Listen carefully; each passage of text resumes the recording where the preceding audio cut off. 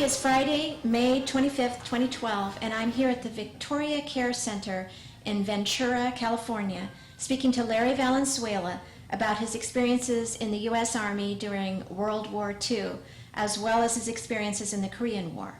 Larry is 92 years young, as his birthday is September 5th, 1920. My name is Elizabeth Lee, and I'll be interviewing Larry on behalf of the Conejo Valley National Society Daughters of the American Revolution for the Veterans History Project at the Library of Congress. Ed Lynch from Advanta Videography will be filming the interview.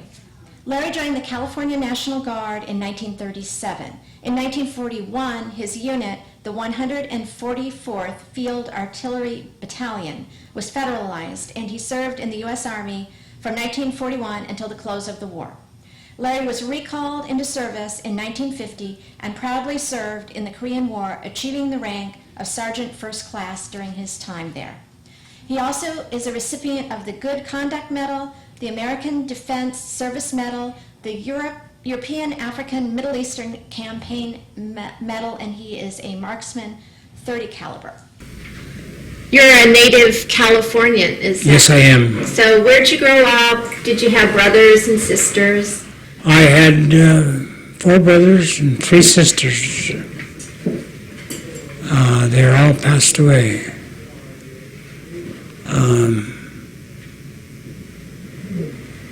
My mother and father, they were born and raised in California. What part? Where? Santa Barbara. Then it was called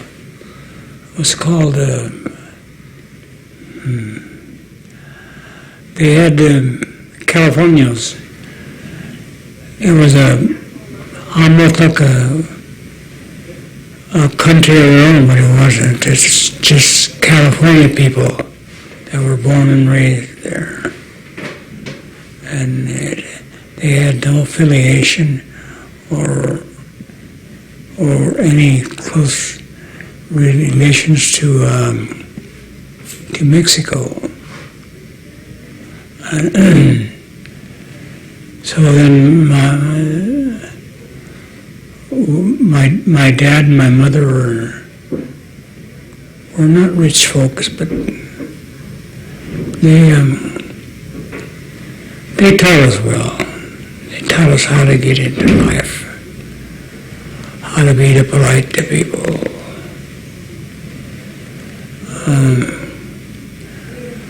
My dad was a stonemason. He worked with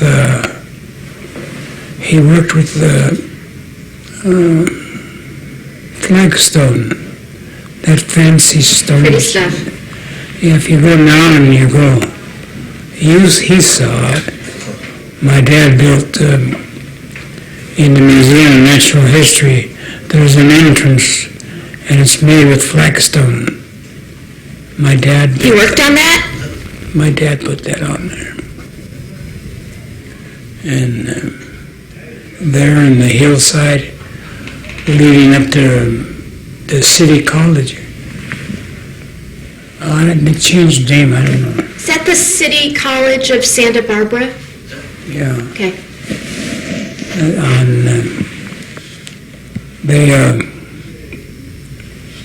He built that wall going up there. And he built quite a bit of wall and stuff. But then the Depression came and then hit hard. It's like saying we didn't lose a lot of money because we didn't have any. But he worked. And then they had a public works division, or that they had the government made people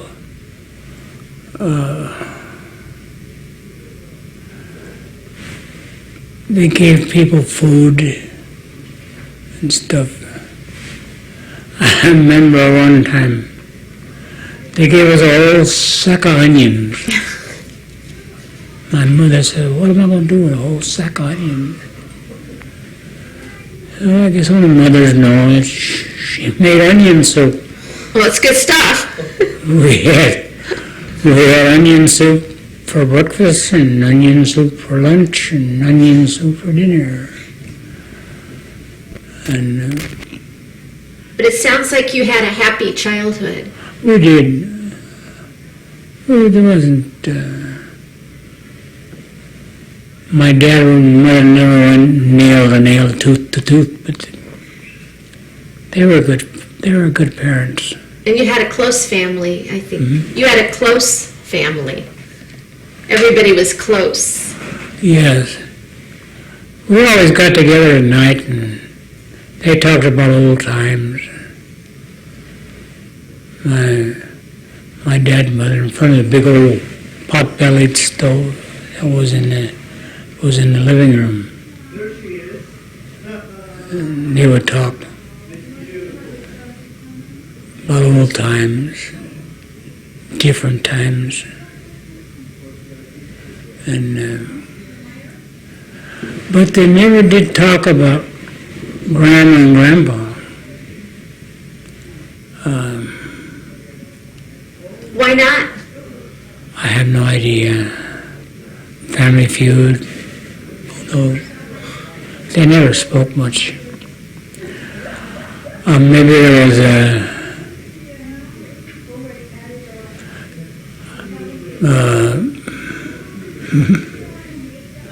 maybe there was a connection to one of my relatives was connected to a bandit. Joaquin Murrieta. Joaquin Who's Murrieta. that? He's a famous California bandit. He was a Robin Hood of California. He Oh, robbed really? the rich to supply the poor. If I'm not mistaken, he's the actual character that Zorro is based on. Oh my gosh. So maybe for that reason, I don't know. I'm not ashamed of it because I never knew them. But I guess that was in the early. You lived on a ranch at one point that you really liked, right? Oh yeah, this is later in life. I was born, and my dad didn't find work, so he took a ranch job as a ranch foreman. We had lemon groves, orange groves, all kinds of Horses? stuff. 2 horses and cows. My mother almost killed them. The horses or the Those cows?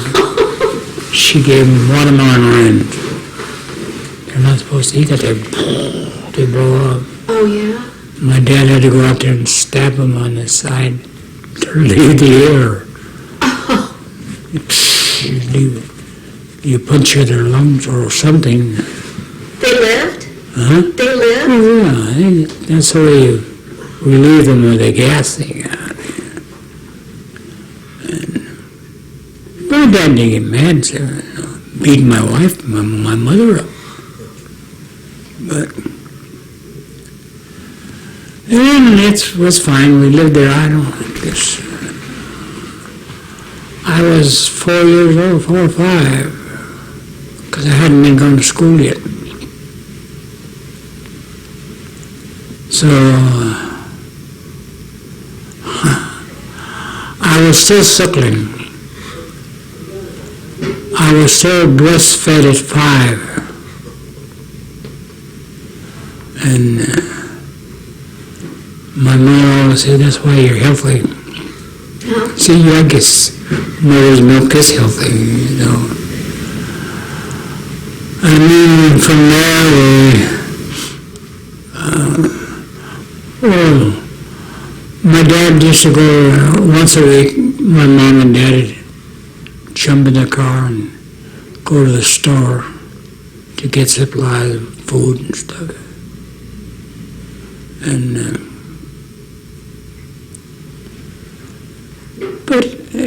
and then we moved there anytime. But in the meantime, I guess after we moved, we used to go and pick walnuts in the walnut season during the summer, September mostly. We used to go to school with black walnut juice on our fingers. Hard to get off, too. Good for the heart. Walnuts are good for the heart. Mm-hmm. Walnuts are good for the heart. Yeah, I guess so. And my brother used to, because he was the biggest, and You're the youngest of the 4 boys? me, yeah. He's the youngest of all. Youngest of all 7. I was a final surprise. So he was huge. My brother was about 6'2", maybe over 225, 30 pounds. And he used to get the shaker, shake the tree loose of the walnuts. Then they'd go pick them up. We'd pick them up in a bucket. We'd throw it in a tray, and there the peelers would peel them back, green and all. And I don't know, that went on for quite a while, a couple of years.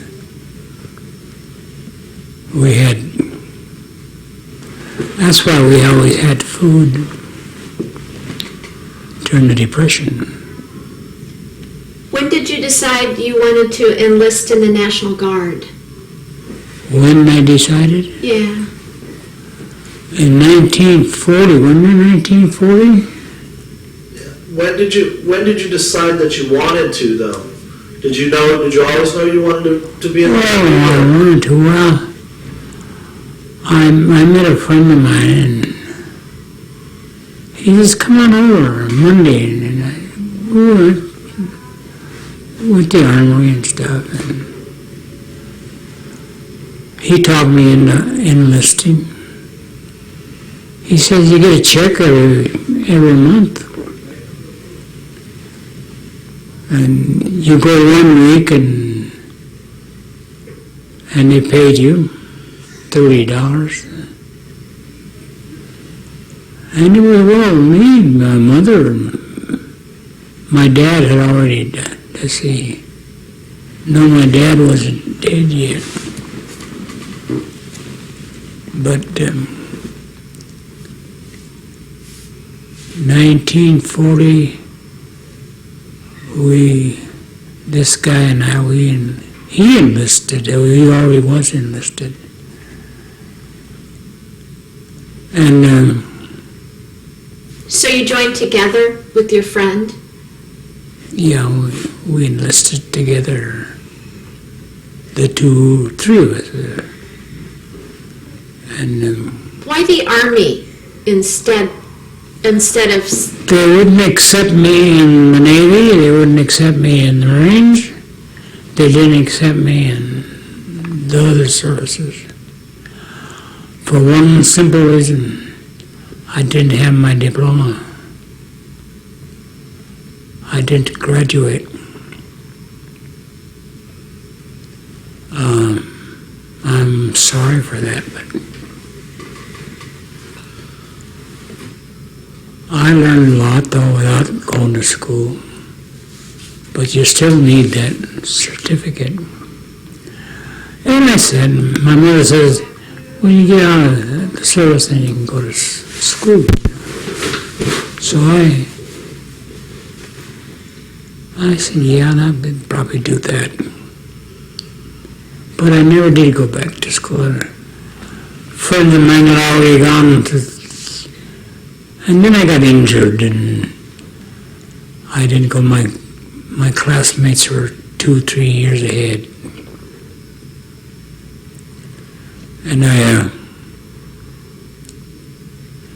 And I said, well, I'll catch up one of these days. I never did. Did your brothers enlist?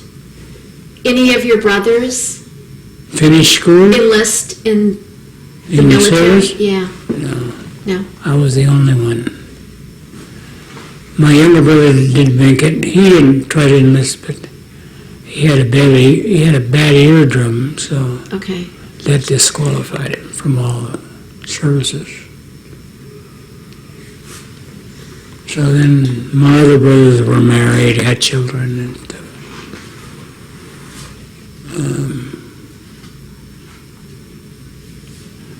So I enlisted, and then The war. the war gone already blown, 39. What happened to get you? When did they call you to active duty? Well, they called 1940. 1940, I don't remember, 1940, 39. 40.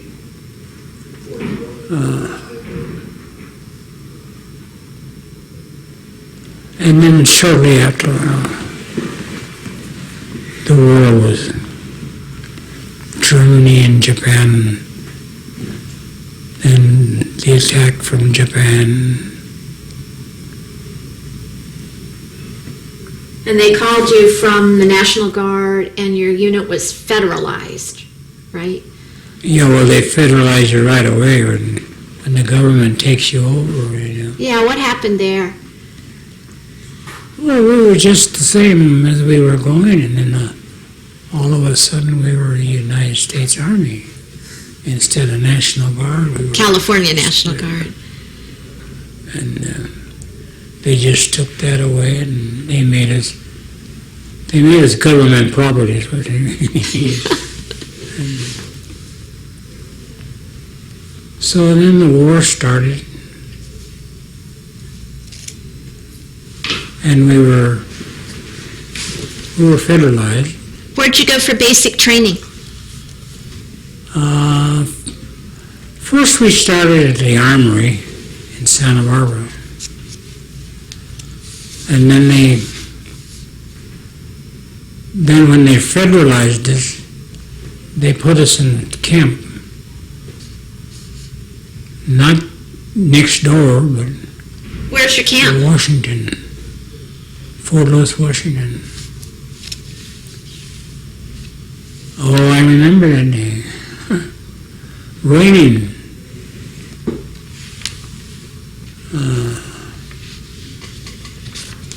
So I had just got through. We were putting all our equipment on flat cars, tying trucks down and all that stuff. And then we left Santa Barbara Railroad Station. Left. Did you say goodbye to your family? Did your family come to say goodbye? They were all there. Raining too. Is that your first time away from home? Hmm? First time away from home? Yeah. Oh, it wasn't bad, but it's seeing goodbye and seeing my mother cry and all that is bad. I didn't get to see her for a long time, 2 or 3, 4 years. Did you write to her? Mhm. Did you write to her? Letters? Oh yeah, I used to write every night before I went to sleep in bed. You can't write very much because it's all censored. You can say, "Mom, I'm here, but I can't tell you where." So, Mom, I'm alive. yeah. So, they used to write, not email, but, what do you call it? Letters? Huh? Letters? Yeah. Snail mail? Huh? Yeah, Snail mail? they wrote to you and that was censored? Everything was. You'd think he was. I told him, I said, gee, we're in the Army, not in prison.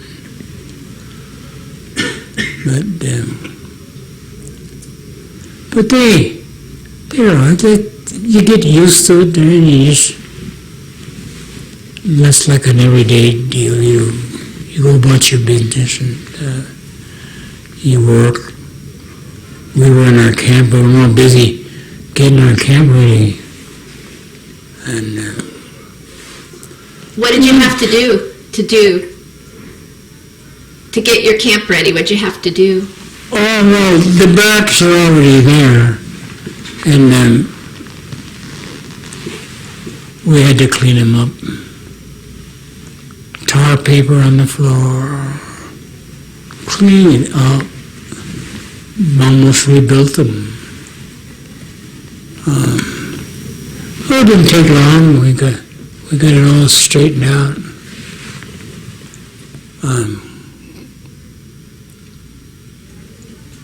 We got ready enough that was made habitable for us, clean and stuff. Army clean, you know. And then in a couple of weeks, we started to get all clear and stuff. And excuse me. So we got it all cleaned up, and we got trained. What did you do were you with your unit from the National Guard? Were they in the barrack with you? No, Your unit from California, did they stay with you? no. No? New people in your barrack? Well, the National Guard, that's, It got federalized. they got, You well, we got the federal government, Right. the federal government took over us. Yeah. They came. They came with you. Well, they're part of us. And did they live in the barrack with you? No, you're getting it mixed up. Okay. The National Guard is a separate entity altogether. It was California National Guard. And then when they federalized them, it was all U.S. Army. Right. So the National Guard had nothing to do anymore. Right. So did those U.S. Army people go with you? Did everybody go with you from We California? were the U.S. Army. Yeah. Okay. We were part of that. Okay. And What's the question? So, Oh, Just about whether the guard, his friends from the guard. his friends went with him, and I think at one point he said they lived with him. Did your friends from the guard go with you, Dad? huh? Did the people you were in the National Guard, did they go with you when you shipped out? Well, Your that's who the people are. Okay. We are the National Guard. We understand. We just want to make sure we're clear. Yeah. They're not. I got it. They're not two different people. They're Yeah. the same. Yeah. What did you do in basic training? In basic training, what'd you do? Oh, the usual thing. March up and down, get your feet dirty. Marching to 1, 2, 3 all day long. How many times you shoulder your rifle? We had wooden rifles to begin with. We didn't have any brand new equipment and all that stuff that they got later. But we had a 137 millimeter. It was a cannon. It's a small cannon. And they used to tow up behind a Jeep. Our wooden rifles and our uniforms were leggings. They had in World War I. You wrap around your leg.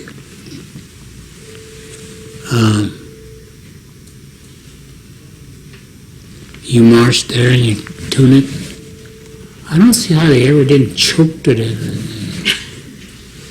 They had,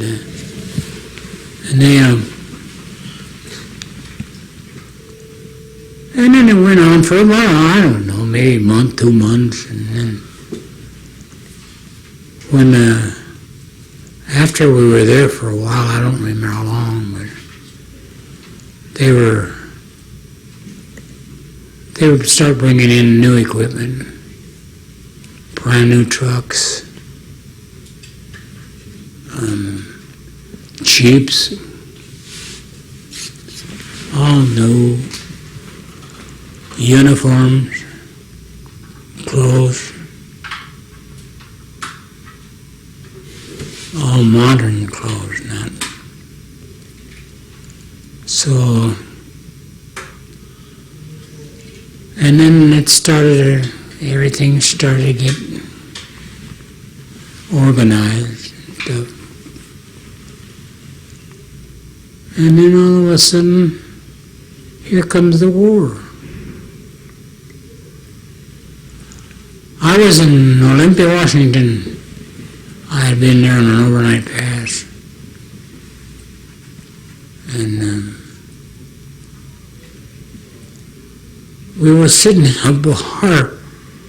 The guy says, "Come on, let's go." I said, "Where? Go home." Home? Yeah, the barracks. And they finally told us that Japan had attacked the United States. That's when you Hawaii. learned.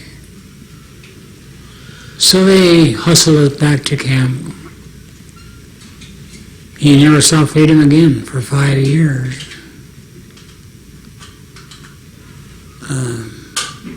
Where'd you go after Olympia, Washington? What was your next stop? Washington? Well, after basic training, where did you go next? Well, we took basic training in Fort Lewis, Washington. And then? And then we took some more field artillery training in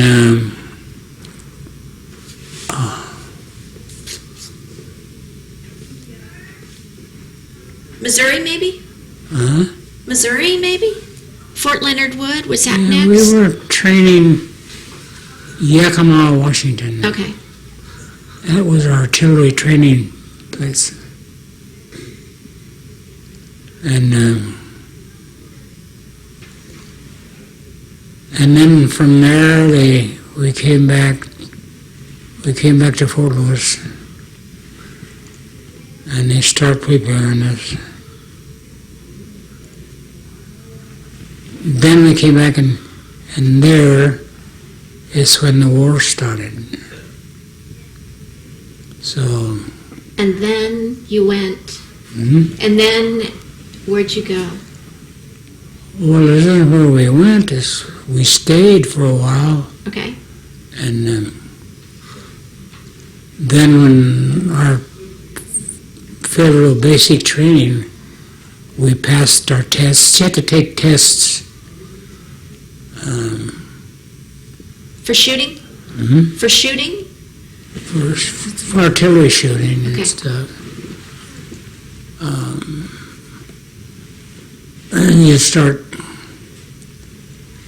and that's when I became a linesman with communications. Okay. They gave you some training in that?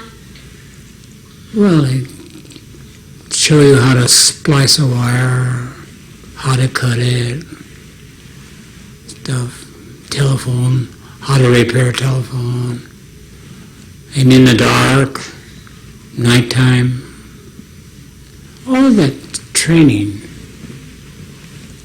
And so then we had night training,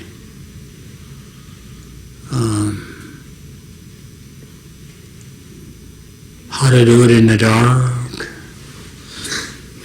After that training, Dad? Huh? After that training and your time in Washington, where did they send you to after that? Did you go to another base or did you go to Europe? Or? No, they took us from there, from Fort Lewis. We left, we moved south. We went to California. Back to California. Yeah, and we had been there a couple of months before on a maneuver, and then we came back. Then they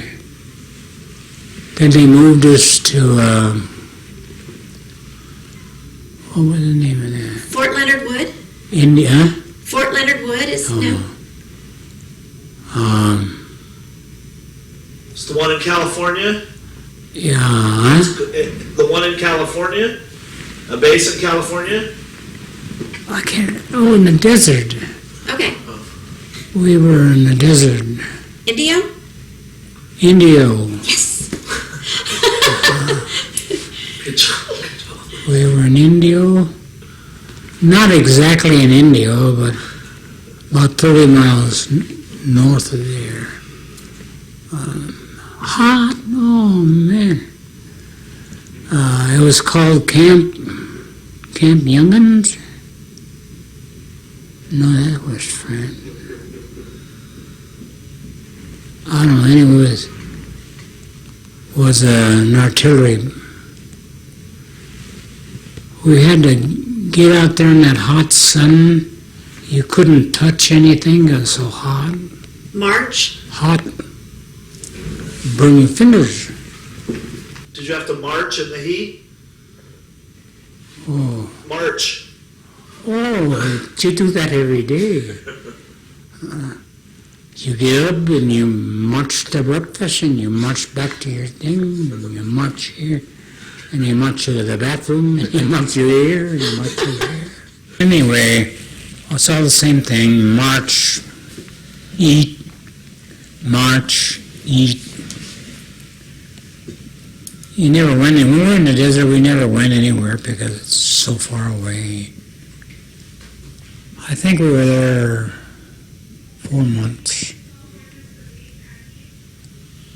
We saw a death plane crash. In the desert? He had just graduated from fighter training. Remember the old P-38s? You know, I've heard of them, but I don't remember them. they're a twin engine, single fighter, Yeah. fast, 2 fuselages and stuff. They were hard to handle. And Bobby Griggs, not the tennis player, but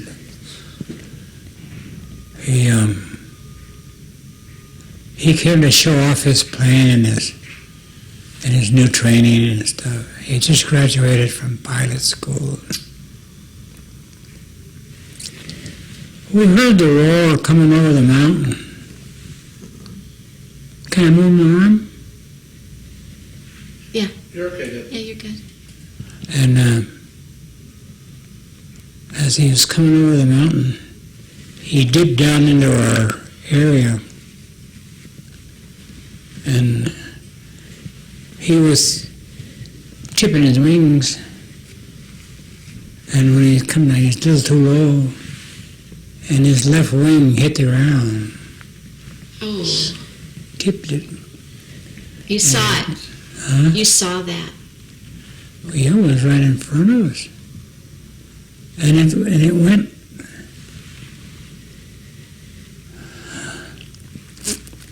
But just a young kid, 19.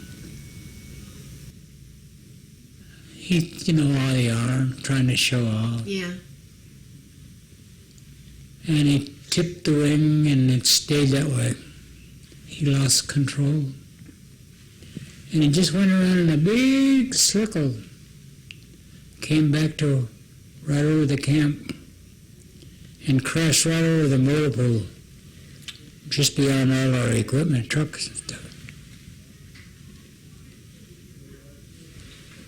And it blew up. The plane. Yeah, it had ammunition, bomb. And then we went out to see what we could do. His two knees were bent back. Not like we bend them here, but the other way. Oh, gee. In the cockpit. Well, they got him out when the medics came and they got him out.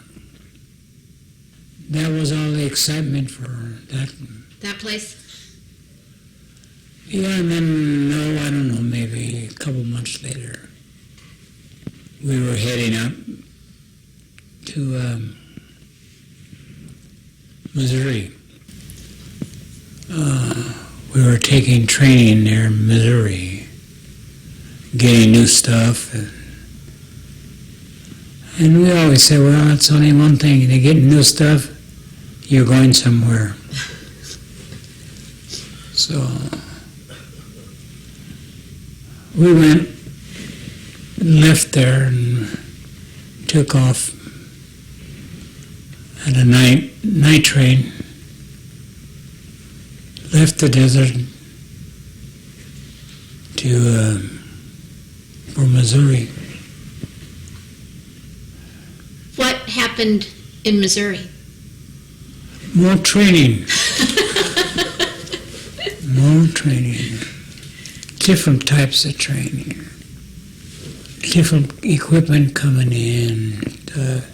Telephone, wiring, and all that stuff. And before you get accustomed to learning one thing, and then you're bringing in new stuff, So,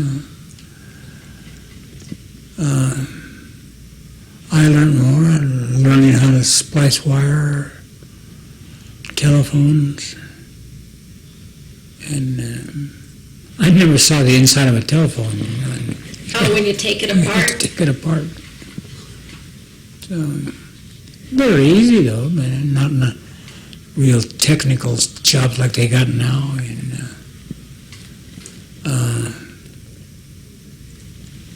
So we finished training there, and we left. That's Missouri. Yep. We left Missouri nighttime. But it was way after midnight. By train? Huh? By train? By train. Where'd you go? We left there and we were going to Fort Leonard Wood. No, we were leaving Fort Leonard Wood, Missouri. We're going to Camp Miles Standish, Boston. New England, yeah, Boston. More training? No, thank goodness, no more training. But we got to Miles Standish and cold, snowy. Oh man, Poor California. how you wish you were back in Yeah, California. you're a California boy. And we got there in midday, I think. Cold. Guy's throwing himself on the snow. And you wish you were in the sand. But we stayed there 10 days, maybe. And they start, the equipment they gave us, we had to turn back in.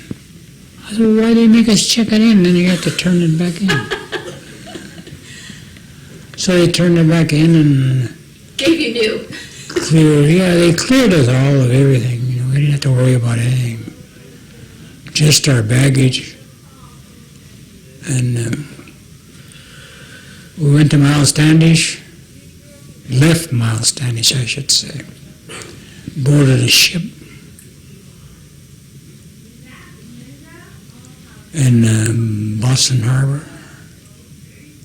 I read that your ship was a German ship. Yeah, we found out later that, curious guys, they saw a plaque on it. It was a German real passenger train that they used during the war, I guess, for their war. And then they converted it. We captured it and converted it into a troop ship. Huh. That wasn't bad. I think it was 8,000 A lot of people. passengers. Nurses we took in first. I never saw many sick nurses in my life. Vomiting all over. Coming up the landing. And they had a sign there and everything. Be careful of the landing. And nurses would be rushing up the stairs, stuff.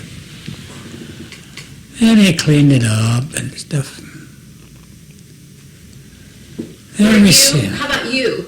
Were you seasick? It's odd, but I never did get sick. Oh, I got a little. Coming back, I got a little sick, but I never did get seasick. This one guy, Televi, he was a chauffeur, drove for the general. Oh, he was sick. He pulled a big old 5-gallon garbage can, pulled it over right alongside his bunk. He was bent over for a whole week. 5 days, he was sick. He was kind of reddish.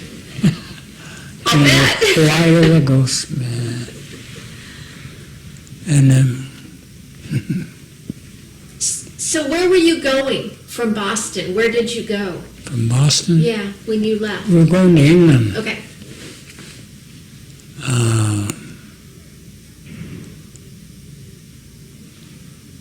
And then we got to England. It was around midnight, I guess. 10 days, 11 days later. We got to England, and they told us to stay aboard, don't move, just stay right where you are. And maybe about morning time, they moved us on, and we were moving again. They moved us to Ireland, and we went to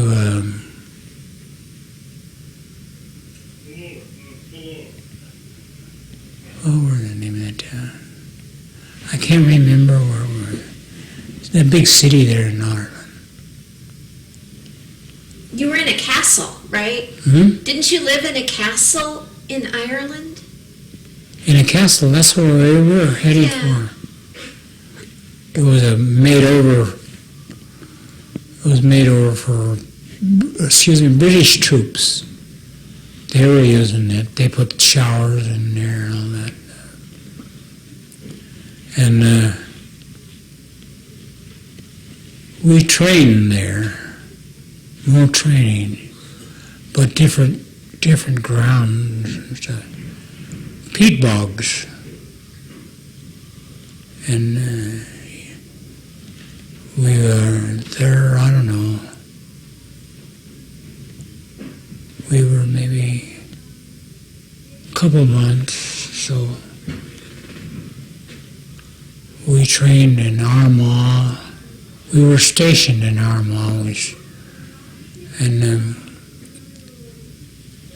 that's where Patton gave his speech. In Ireland. Mm-hmm. In Ireland? Ireland, yeah, Armagh, Ireland. what he said? Anything about it? Yeah, but Can't put it on tape. it's they had a big town square, huge town square, people in their porches, and him in his swagger and hitting his boots and stuff. He walks up the stand there,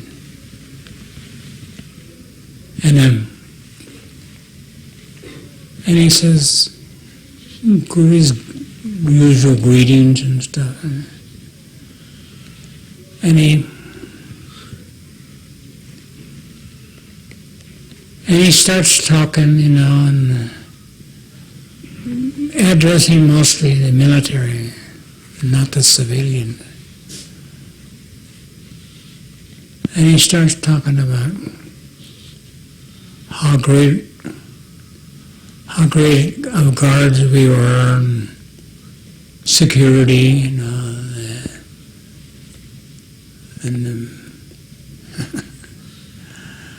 he says, the way somebody stands guard here,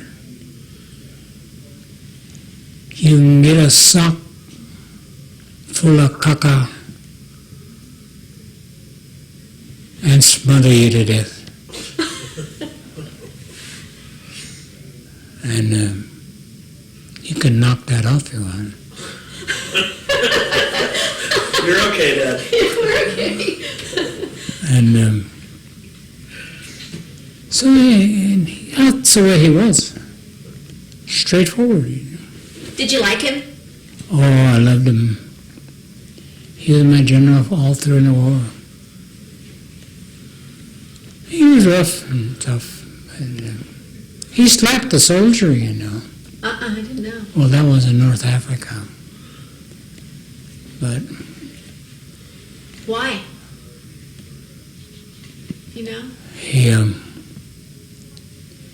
he wasn't doing his duty. According to him. And he slapped him. He almost got fired. Oh, as general? But he's too good a man for that. I mean, you couldn't punish him. You couldn't punish him for that, I don't think. The guy was playing, didn't want to train. He just wanted to be a dead dog.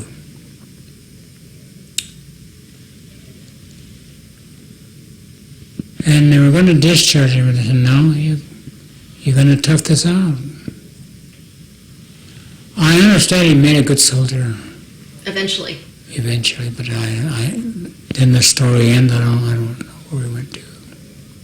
Where he went back to North Africa or whatever.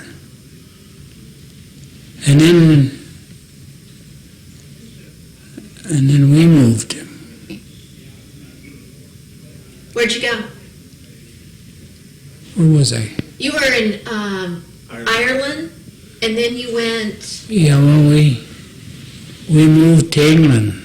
back to England. Uh, Did you get off the ship this time into England? yeah, we got off the ship and got another one later.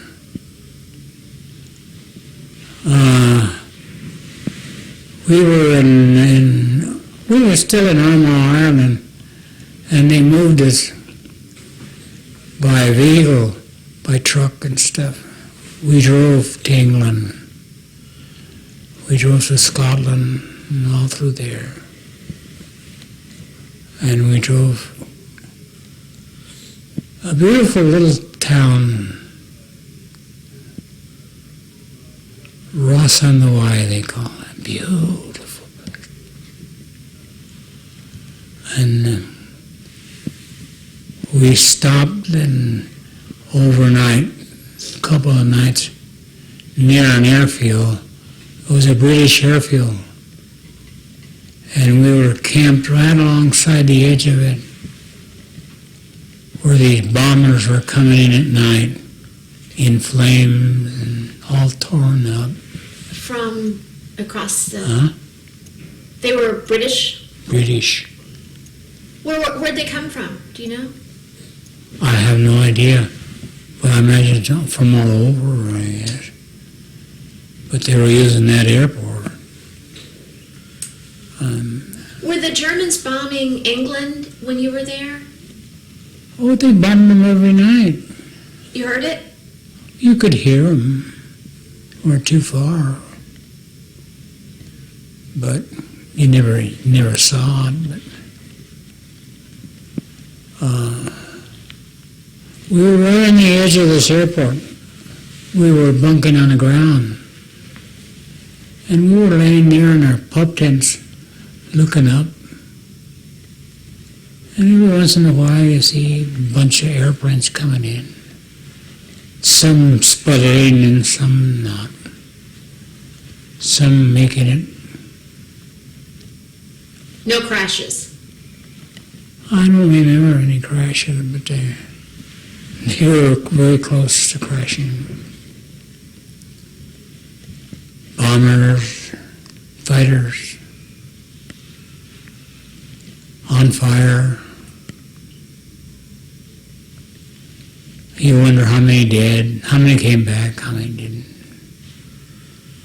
What were you doing in England? Were you fighting there? Mm-hmm. Were you fighting in England, or are you just traveling through? There was no fighting in England. What were you doing there? We were preparing ourselves to go into combat. Okay.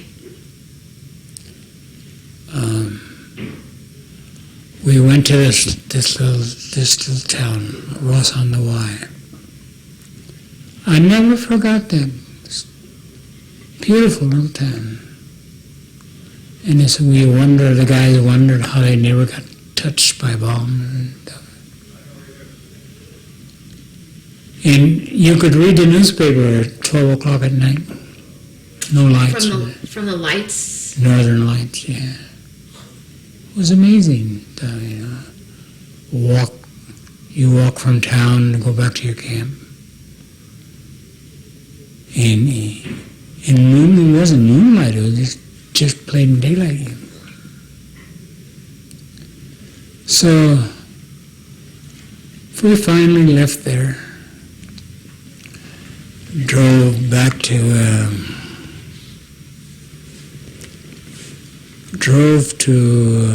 Portsmouth.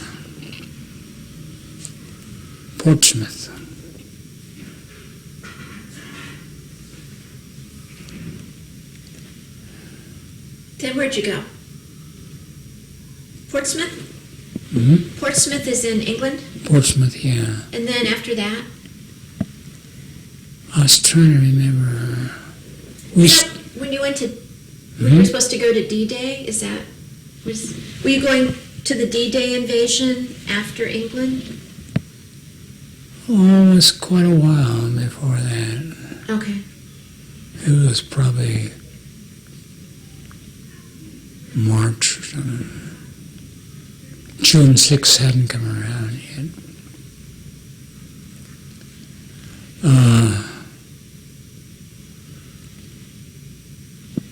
We stayed there and trained some more. Got gas masks and all that other stuff because they were expecting gas attacks, and they talked about gas attacks, and getting our uniform ready in case they did. So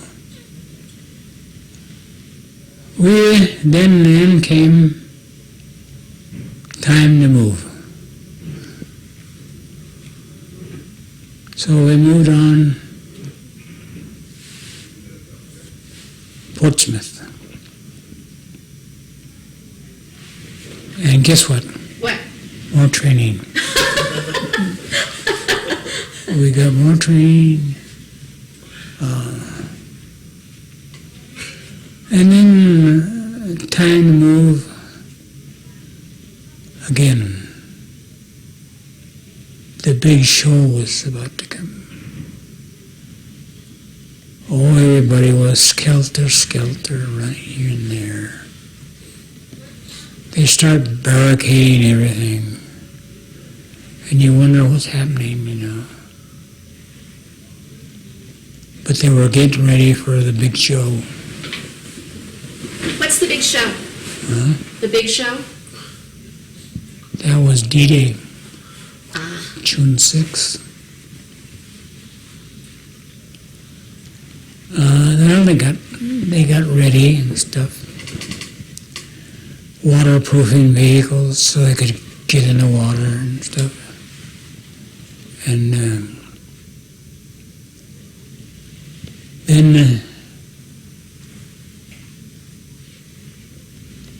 everything is complete.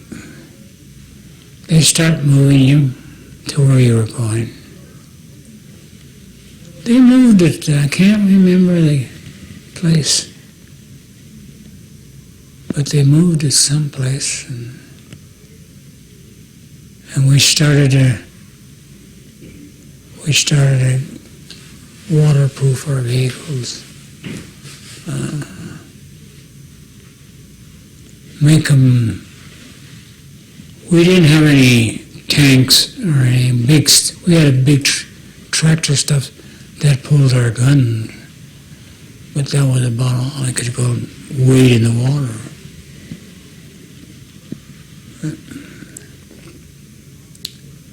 So did they take you over to, what happened on the way to D-Day for you? Well, we stayed there. Didn't something happen to your ship on the way over?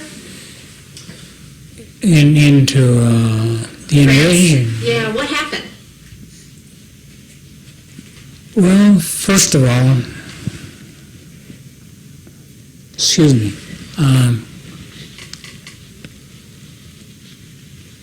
that was a little ahead of time. But then we got all ready to go. And everybody was moving. The equipment was moving. Bringing Patton in. They're all getting ready to go. June 6th. And they knew the big show was coming. But when they moved us up further, I said, we're not going. We're not. Well, our guns are too big. You can't put 6-inch howitzers, 8-inch howitzers. You can't put them in a small landing boat. Right. You know, so you're no good for them. Okay. So you stay back. You stay back 5, 6 miles, 10 miles, depends on the gun. And you're on land. So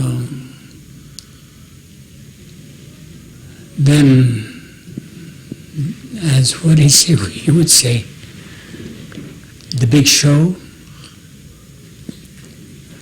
We were sad because we weren't in it, but I'm glad. Didn't something happen to your ship? Let's talk about what happened with those ships on the way over to France for D-Day. Well, is it on? We're good. You never saw so much. You looked out the window, and I bet you would be surprised too. Ships, all kinds of battleships and troop ships.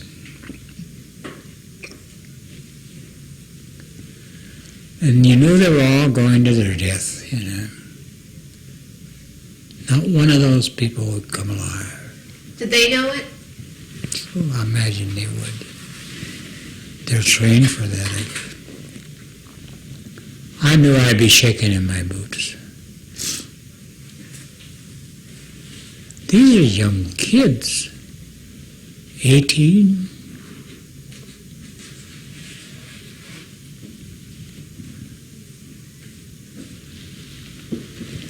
You see planes going overhead. You think this, you cover the sky with airplanes.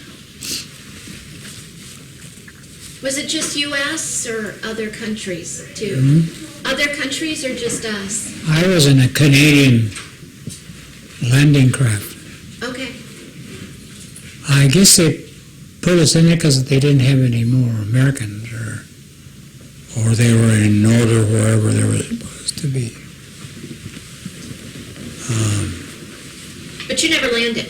Huh? You never landed, right? You never landed on the beach. Not in battle. What happened to your boat? Our ship got rammed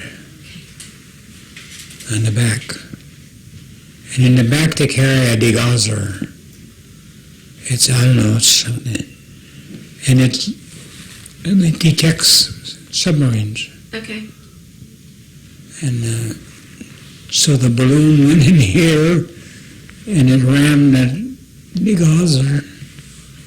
They had to take it apart and drop it in the ocean. And they sent us back. They sent us back to, that's how I got a You missed the invasion. Canadian. And they gave us a new balloon. They gave a new degauser and all that other good stuff. And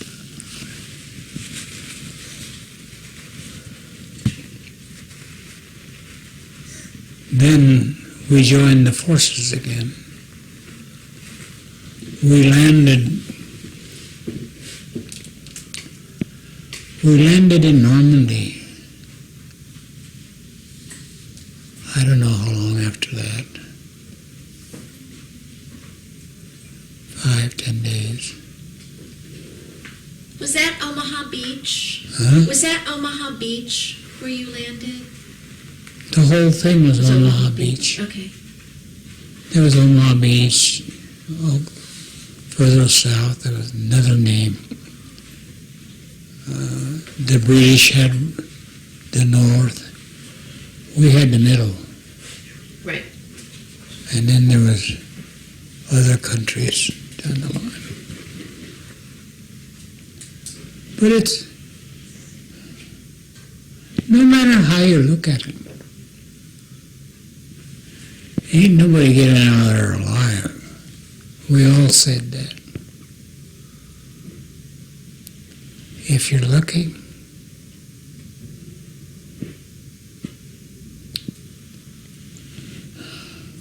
Where did you live when you landed? huh? Where did you sleep when On you... the ground. We all slept on the ground. You didn't carry a bedroom with you.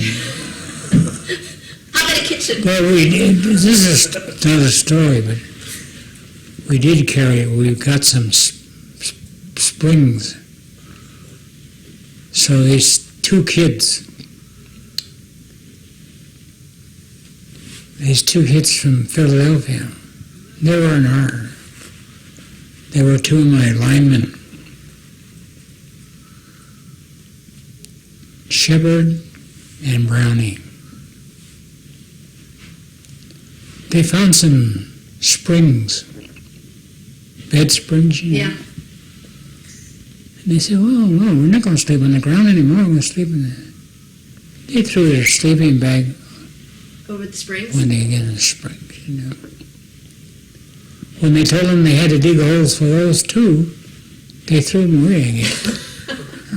That's a deeper hole, a lot more work, huh? Yeah, so... they finally get rid of that stuff. Did they land with other supplies like food and all that? Did you have all that? Well, that was the supply was. We were behind in our supplies. We had part of the supplies with us when we got sent back. Okay. And they So actually, the troops were without food for about 5 days. They had big bowls of steel food. From who? From who, Dad? Huh? From who? How did they get their food if they didn't have any? Where did they get it from? From the countryside or from the houses or? No, We had the food. Okay. The D rations and C rations, that's what the food was. We had that all stacked in our truck. And we happened to have, we were the ones that got Delayed. delayed, and stuff. We finally got, and then they had a gas attack. They sounded the alarm for a gas attack. They had their masks. Huh? Did they have their masks? The gas masks? No, we didn't put them on because it really wasn't real. Or the guys didn't. I didn't put them on. Not that I was a John Wayne or anything. But anyway,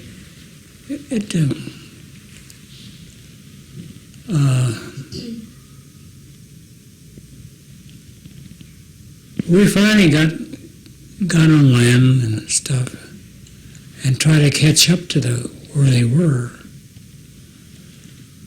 And we landed. It was about 2 or 3 o'clock in the morning. And it's spooky. You're driving off that ship, that landing craft, and you're coming down off this ramp, and you're putting your brakes on, and you're going up over these ramps.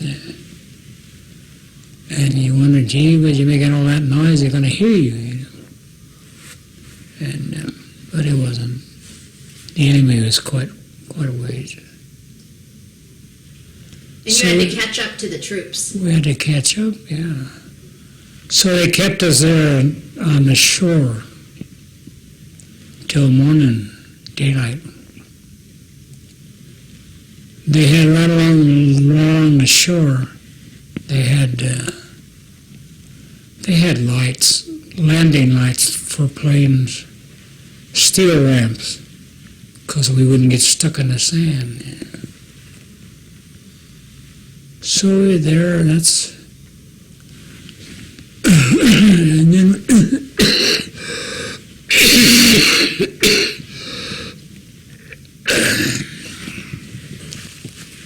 and then we got my move. And then we got a moving. Huh? When did you meet up with Patton? We met up with him in Ireland, And then he just stayed with you? and then I think he left back to go to, after he left Ireland, I don't know where he went to, but he kept, I didn't see him for quite a while. I think that's when he was changing. He was changing from North Africa To German or to France? invasion. Where did you go after Normandy, Dad? After you landed at Normandy, where did you go? We went, You had to catch up to him, and yeah, we went. In fact, they were having troubles right along the edge of the whole works. They were having trouble moving forward. They called it hedgerows. You know what a hedgerow is? No. It's like a big old Oh, you mean like, yeah. wall of trees or something. Yeah. They are trees. They separated the land from farmers and stuff, They planted their stuff.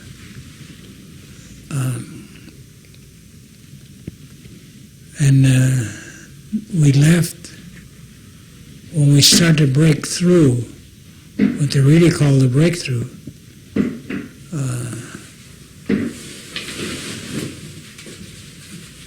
So you were going by foot across France, right?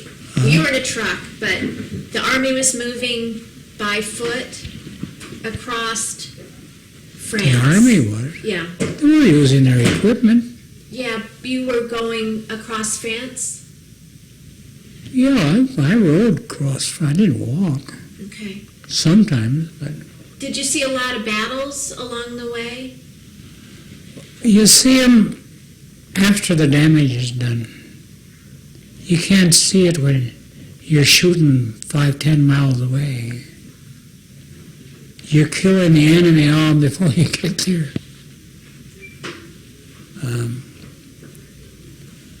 You're shooting.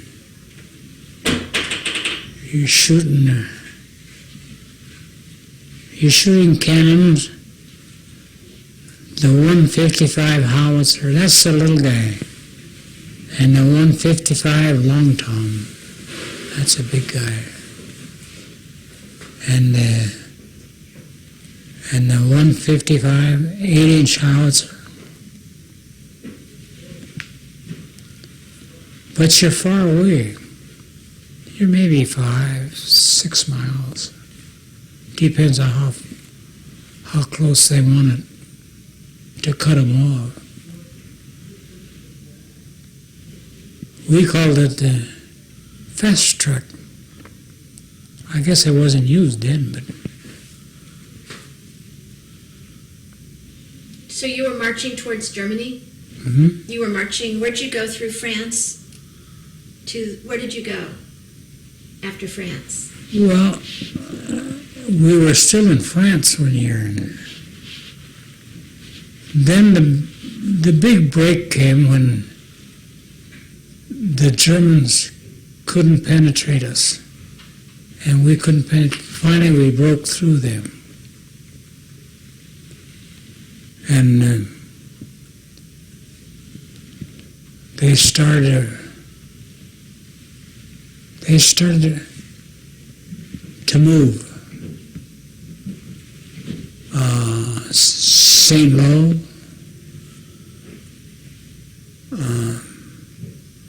St. Louis, where it all started, and they started breaking out. Patton was coming in. He was going straight ahead. I think he said, "Don't bother me, I'm going straight ahead." I don't know how he said that, but he was, he told him, he said, "Just send me gas and maps of Germany." He didn't care about anything else. Food, we fended for ourselves, but he was a good general.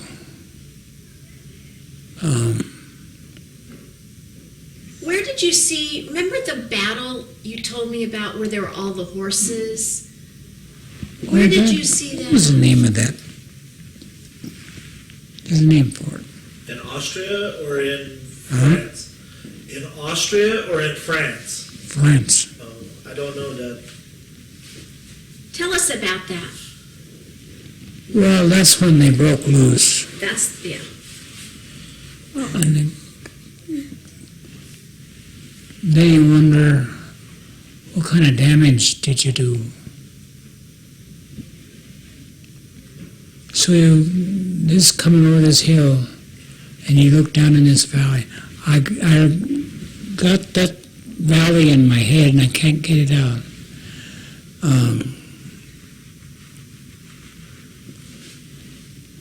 You'll see down in this valley, you see horses, wagons, all turned upside down. Dead horses with their legs up in the air. People, soldiers, all dead. Our shells did a lot of damage. And then it keeps going on. I'd like to know the name of that thing. Is it the Battle of the Bulge? Oh, that's different. That's towards the end of the war. Okay. We get way ahead of ourselves. No, I don't want to do that.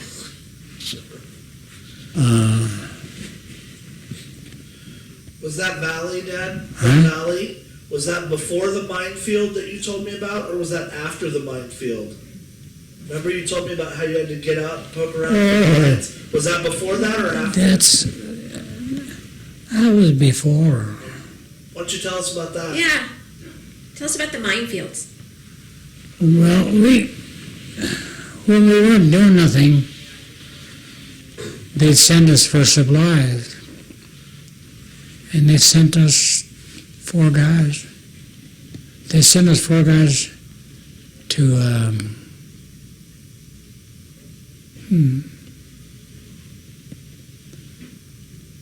what was the name of it? It was the town where we get supplies. We were after reels of wire. They're 1 mile long and they're that wide. And we had a rack in the back of the truck. You put them on. It holds 20 racks. I mean,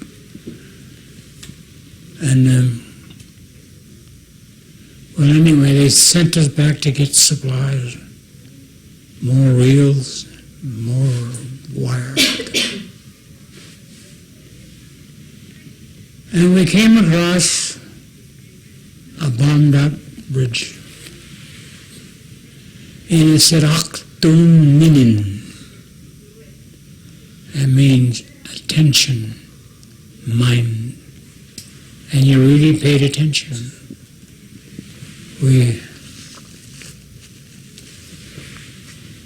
So all of us got off. I kept the 2 guys back, and me and the other guy, my boss, I would say. We got on our hands and knees and followed the track, poking our bayonet the width of the tires and a little more, listening for that ring, metal ring. If you hit a mine, it won't explode, but you know it's there, so you mark it. Lucky for us, we didn't find anything. So we just went along the width with our hearts in our mouths, but we crossed it. And it was wintertime. I remember being wintertime because we got out of there and we were going back with our load. We got on the highway. Yeah. So we got back on the road. And here, over this hill, little rise, you could hear the roar of this Jeep coming. He was hell-bent for election, man. Come over that top of that rise, and we were going up, sliding all over the road, slick. And I said, oh. He came over the top, and the young guy hit the brakes. He skidded sideways,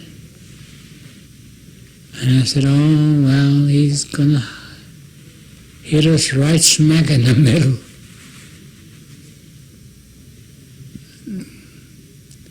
But thank God, he didn't. He made it through. I guess he made it through. Who was it? It was an American Jeep. They were over me. But then, did I miss part? No, where'd you go after France? After that valley that you saw, where'd you go? Did you go into to Austria, or did you go to Germany first? Which one came first? Well, Austria would be. Yeah. From there? From France, where did you go? From France, we went to we started to go back to Germany. Kaiser Lorton. Yeah. It's they're half German and half whatever they are. Is that where the Rhine River was that you had to cross? Yeah, you cross the Rhine River there. What? So we had to cross the Rhine. The city was Kaiser Lorton. What did you think That's- about? What did you think about having to cross the Rhine? Well, we thought, gee whiz, how are we going to get across? We got no bridge.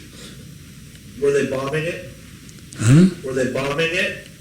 No, there was no bridges to cross there. And you had to go way up north. How'd you get across? They came about bridges, daily bridges. They hooked them together.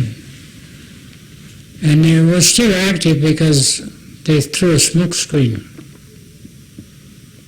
And they were bombing somewhere up along the line. But,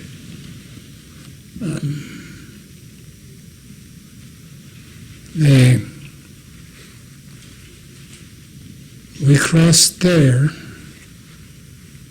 Into Germany. Into Germany. Yeah, it's not quite Germany. It's Kaiser Lorton is I don't know.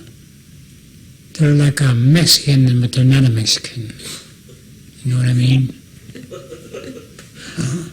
But so they got all the thing crossed over and everything, and then we got into Germany. From there, we went south. Was there a lot of fighting in Germany? Mm-hmm. A lot of fighting when you got into Germany? Oh, there's every day. Every day? They don't quit. But we're not in the real mix of where the bang bang shooting and bump. We're maybe 5-6 miles away from all that. Where'd you see that guy you told me about that got hit with the shrapnel? The what? Where'd you see, remember the man you told me he was like frozen in position? Remember that? Oh, Where was that? that was in it was in high country, way up in the mountain. Tell us about that.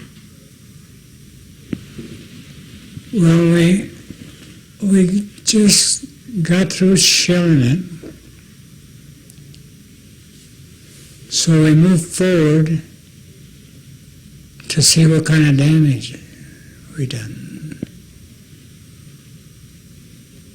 And we came up in this little town. You could count every brick of the house. Everything wasn't standing, only he was. He wasn't standing, but kneeling. He was running from the shelling that we were doing. So I guess the captain or the colonel said they wanted to see what kind of damage you were doing.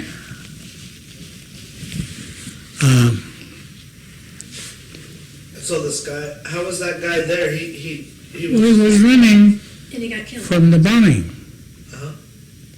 finding a safe place. And But what- you're running, you're not finding any safe place, boy. And he was running and running. And we came up and saw this. Had a grenade in one hand. I think it was a grenade. And it was the most weirdest thing we ever saw. What happened to him? piece of shrapnel hit him you could see the blood flowing down, where it killed him instantly. And he got frozen in position. Yeah, and frozen. You know, once you're dead, you don't move. So we went to look at him, you know. I saw this beautiful liver that he had in his. The guy said, "Don't touch it." And I was going to tie a rope around it, pull the gun from him.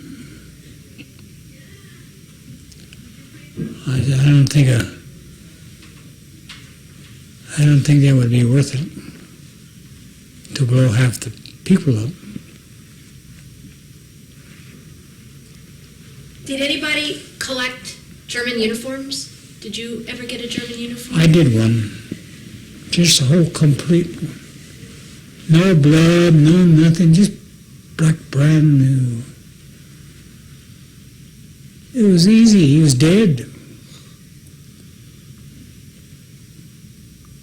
I put American clothes on him because that's all I had. He wasn't. I took his uniform, his tunic. My nephew said, "Bring me a clean one." Oh yeah, clean one. So we got that all right. I never undressed a soldier before. He was probably a young 20, 19 years old.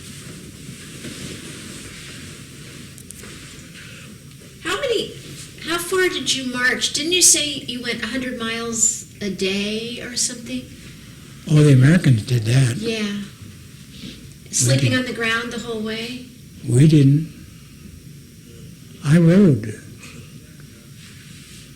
That was that 100 miles that Patton walked. He marched his men in the Battle of the Bulge. Were you part of that? Not at all? No, I wasn't in that battle. Yeah, but was your artillery in that Our battle? artillery was, Yeah. battalion. But let me tell you a story. Please do. This potato patch. Did I ever tell you about the potato patch? Let's hear it. It's a little potato. It's a crossroad.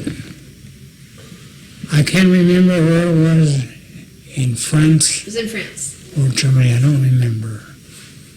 But there was this crossroad. I mean, trucks, every kind of vehicle was crossing there.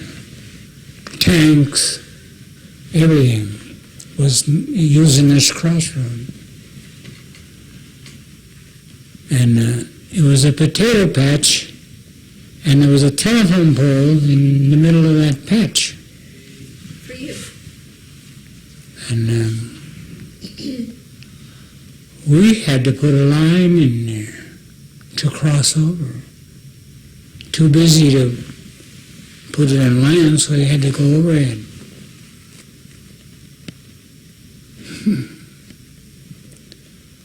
Who goes? My poor friend.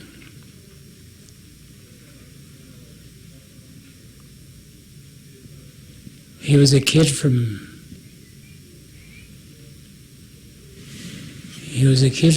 Pennsylvania. And he was the most experienced of wireline and splicing and all that, and climbing. So we call him. Not me, yeah, you. So he put his climbers on and put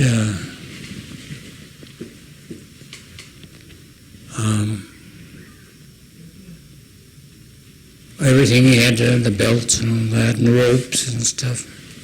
To go up the pole? Yeah. So he got off the truck. He got up on that pole, and sure as heck,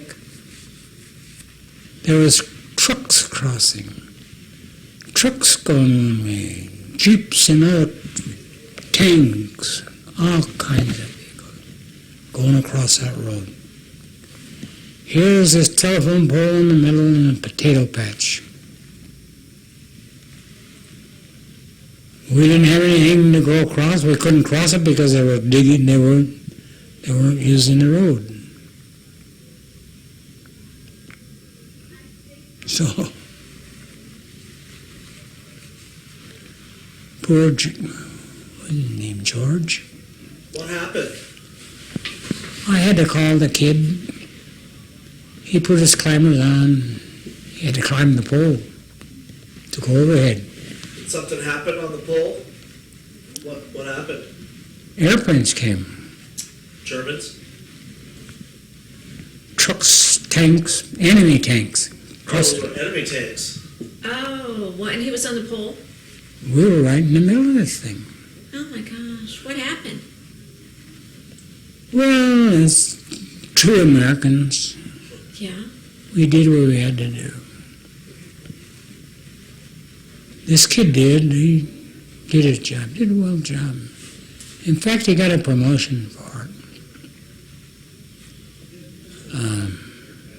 You weren't captured. Hmm? You didn't get captured. No.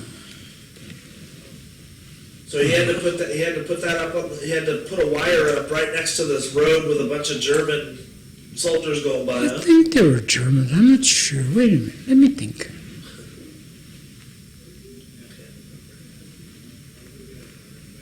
No, I'm getting it mixed up with another. Take your time. The planes came. You said. Huh? You said the planes came. Yeah, Were they shooting? Did something happen to him? yeah, they were strafing it. They were strafing that corner. Here's his planes coming and shooting right at that pole. Wow. Because the traffic was going this way. And, Oh, okay, so they're shooting at all the traffic plus the pole. But he didn't get hit. And I had to lay a line across that road.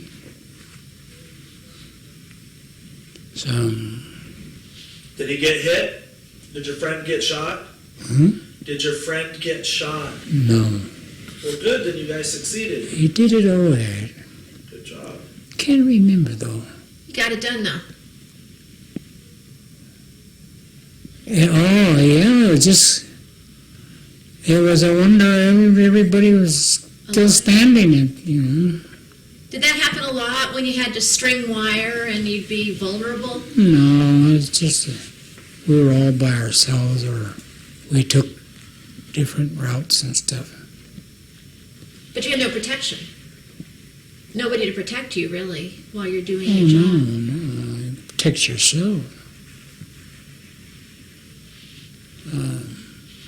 You're vulnerable to planes. Well, not very often, because you don't find that kind of situation every time. That was very unusual. What made it unusual was that potato patch. You'd think they were trying to protect that potato patch more than anything else. Maybe they were. But, come to tell the truth, I never did see a potato. The whole time you were there. I knew there was a potato patch down there, but I didn't ever see a potato.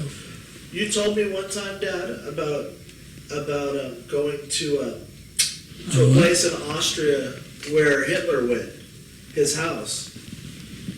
Oh, his eagle's nest? Yeah. How did that happen? Well, This is towards the end of the war. In fact, it is the end of the war.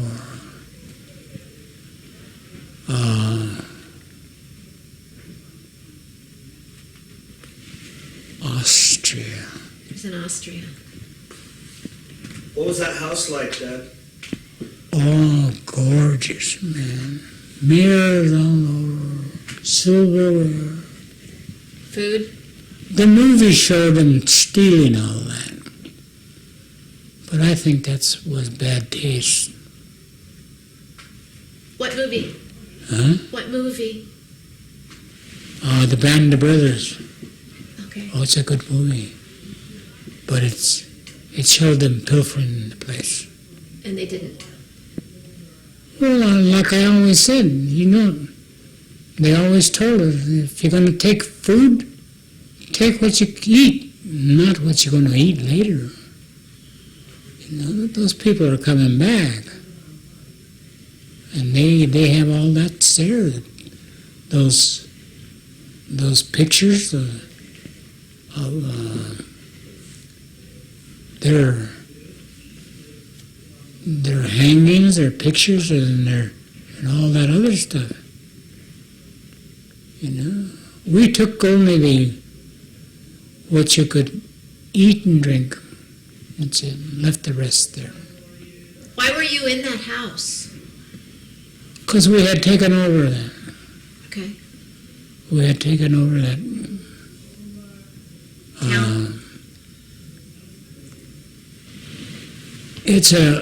It was a crow's nest up in the mountain. He had a veranda all the way around that house. Oh. He could see for miles. I think he could see Hungary and another country. Big? And huge. Wine. His wine cellar was outside in the yard. We got to taste some of that stuff. Good stuff, too.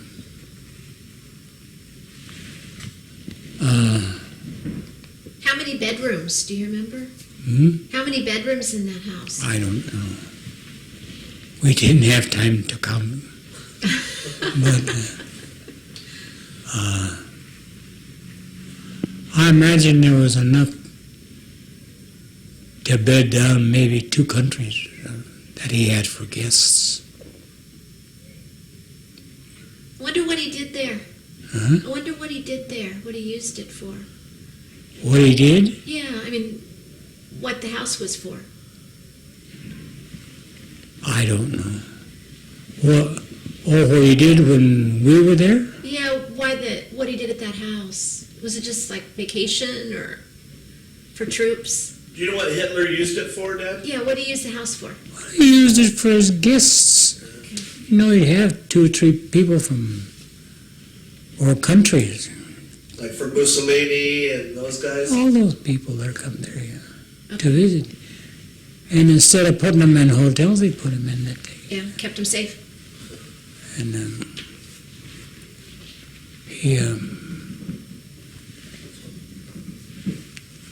You're almost done, Pop. huh? You're getting close to it. It's a good time. Are you good? You okay? I'm getting hungry and I'm getting dizzy. Okay.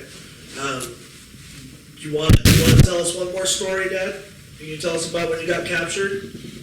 Yeah. And then I'll get you some. Do you need some juice? You want some juice? Yeah. Okay, I'll go get you some juice. Yeah, just tell us real quick about when you were captured and Oh, this is way, way, way to the end. Well, if it makes it sense. We were sent to a reconnaissance with the general and the colonel. He went to look for places where he's going to put the troops, where the gun placements went.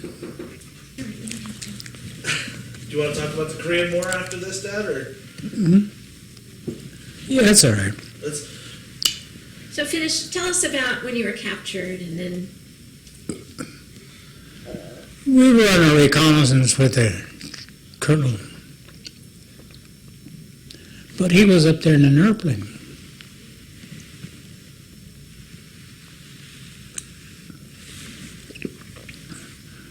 And we were down below. So we came around the curve on the road. A little town named St. George. And I remember them radioing back, telling they were entering St. George.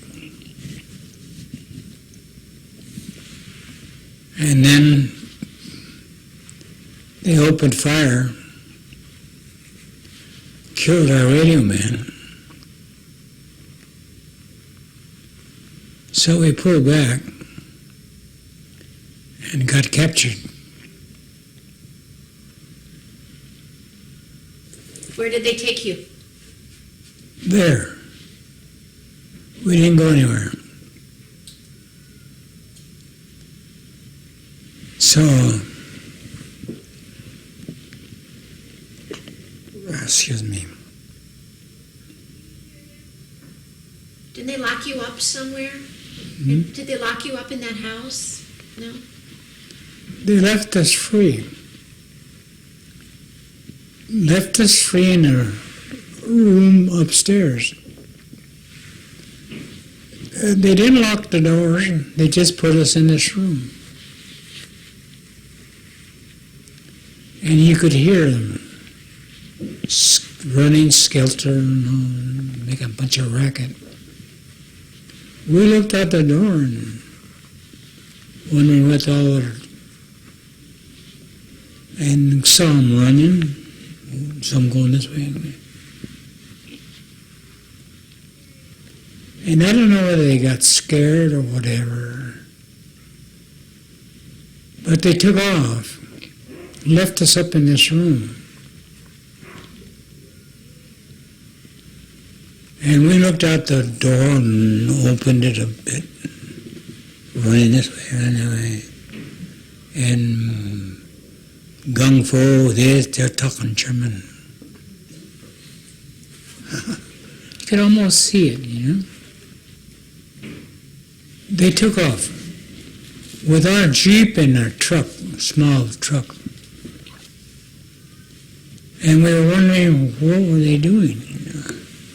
Either they got scared off or somebody came and told them something was going on. Very weird. And you couldn't shoot. We didn't have any weapons. So you can hear all this running down the stairs and run over here all over the place. And we look out, silence. They're gone. And you can hear.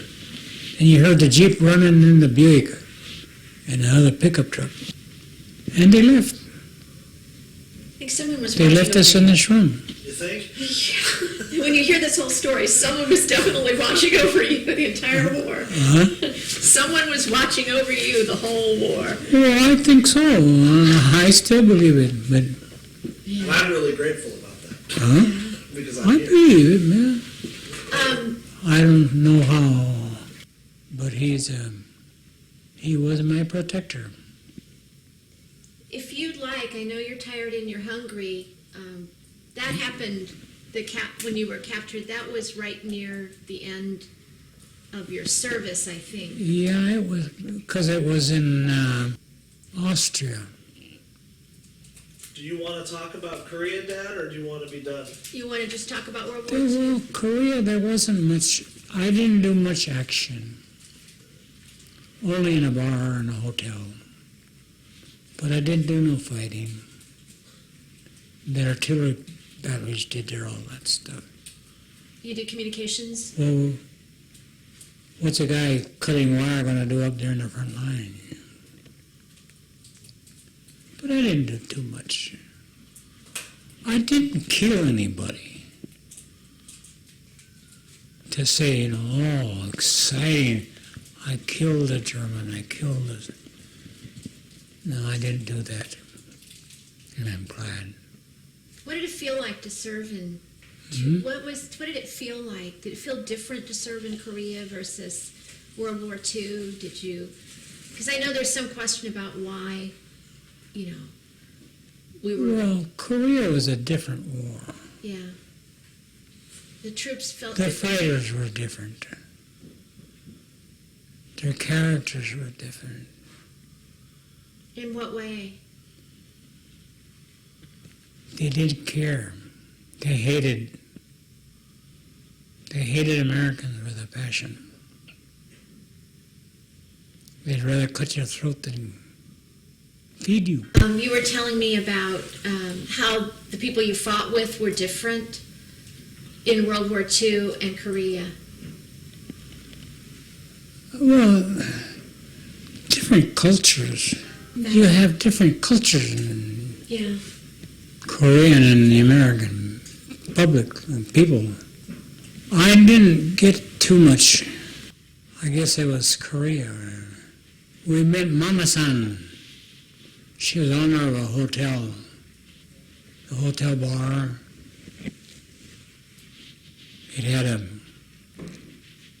She had the girls bathe you and rub you with oil and all that.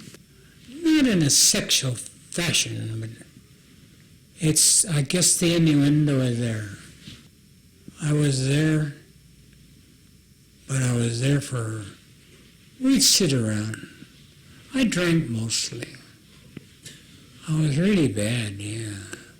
I wasn't married to Mom yet. No, you were not married to my mother. Huh? But you were married to somebody else's mother. I didn't hear you. We'll leave this part out. Okay.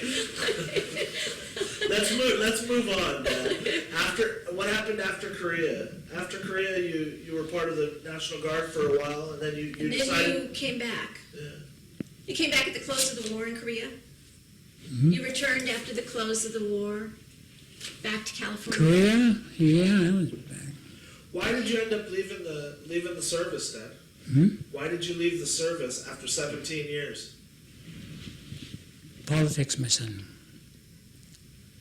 You can't Yeah, tell us about fight. Then that's when the prejudice starts showing. But I did make Sergeant First Class only because the motor sergeant was leaving and I took over his spot. What kind of prejudice do you think they were prejudiced against you? How so? How were they prejudiced against you? Oh, in nationalities? Because your skin color? Because of your skin color Yeah, that too. and your education? Especially if you were black, man.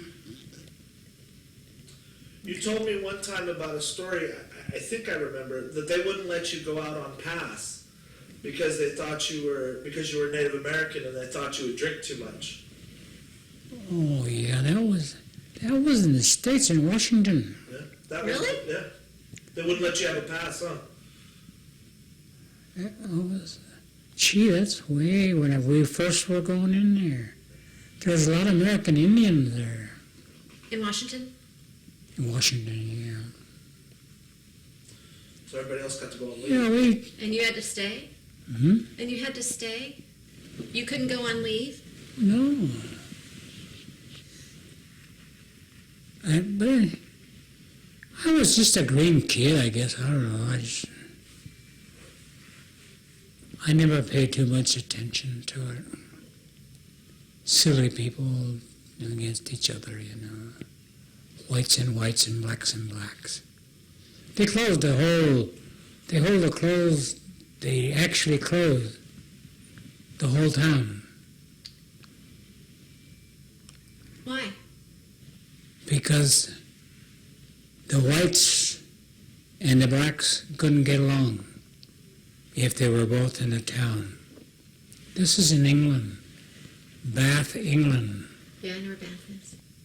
And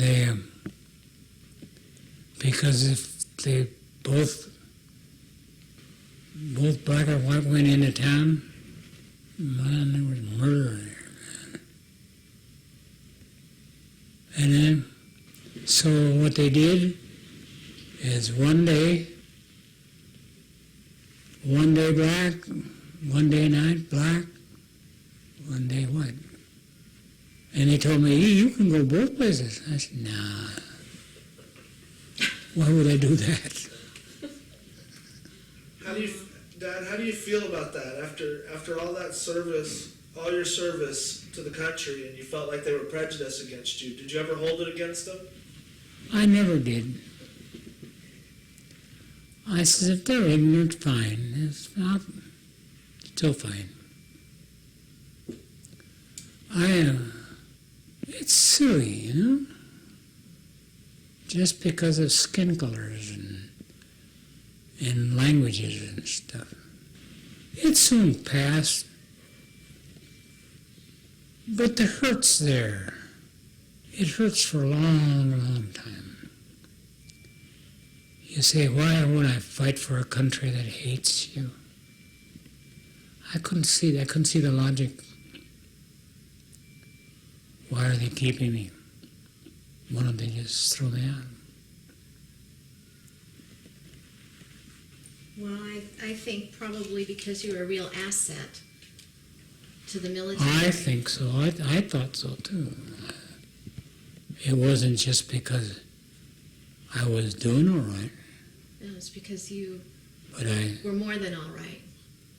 I said, this is my country. I'm an American. I was born and raised in the United States. My father and mother are citizens. So I said, what's your beef?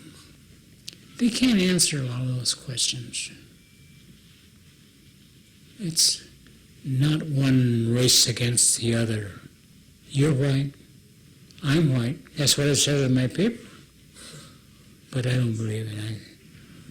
I'm white. On behalf of our organization, the DAR, and this country, I'd like to thank you for your service. Oh, I'm sure of that. I'm proud to have served.